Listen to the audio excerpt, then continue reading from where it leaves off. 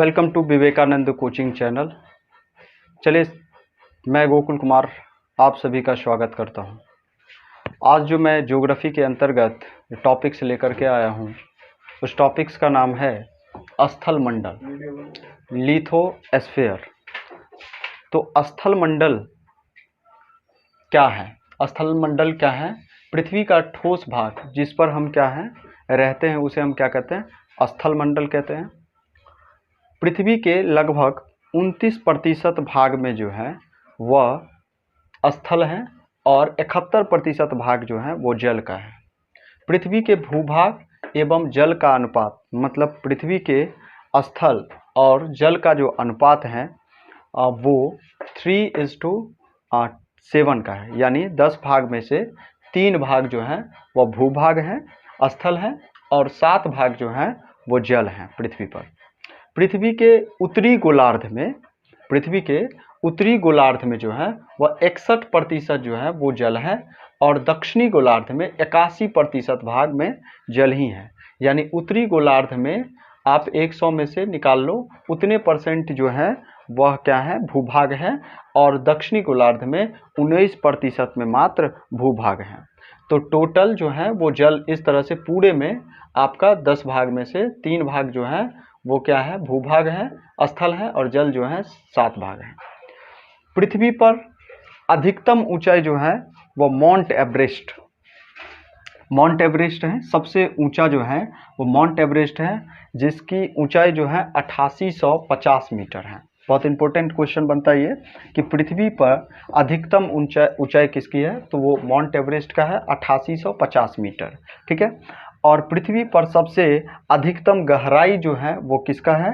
तो वो मेरियाना गर्त है, 11,022 मीटर है। ठीक है। पृथ्वी की थोड़ा हम आंतरिक संरचना से रिलेटेड संबंध में थोड़ी बात करें तो पृथ्वी के अंदर का आंतरिक जो है वो पृथ्वी के औसत घनत्व जो इसका होता है, डेंसिटी, वो 5.5 होता है इसका डेंसिटी। ठीक है। इसके पृथ्वी का औसत घनत्व जो है वो 5.5 होता है। इसके तापमान एवं दबाव से रिलेटेड, तो पृथ्वी के अगर अंदर आप 32 मीटर अंदर जाएंगे तो 1 डिग्री सेल्सियस जो है इसके टेम्परेचर में वृद्धि आ जाता है। चट्टान, अब टॉपिक चट्टान का है।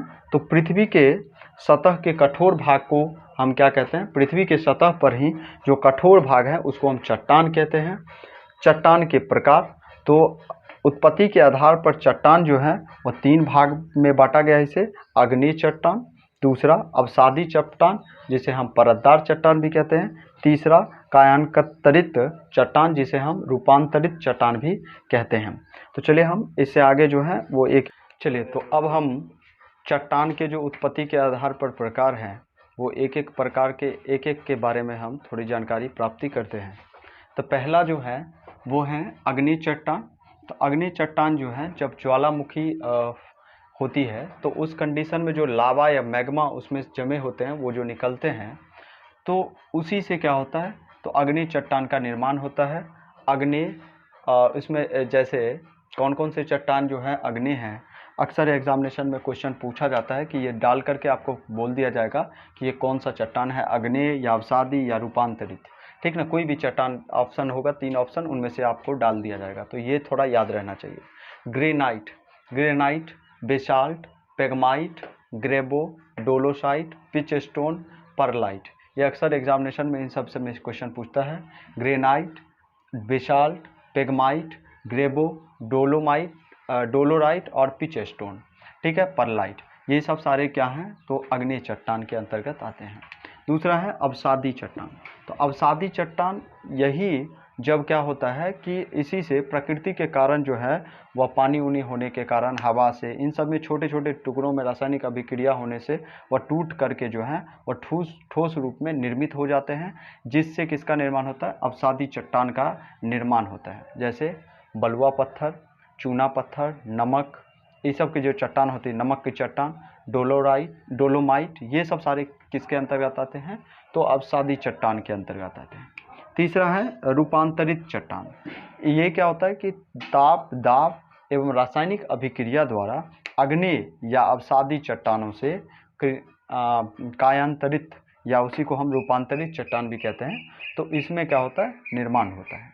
जैसे निस, शाइनाइट संगमरमर, ग्रेफाइट और क्वार्टरजाइट या एंथ्रासाइट कोलाइट, ये सब सारे किसके अंतर्गत आते हैं, तो रूपांतरित चट्टान के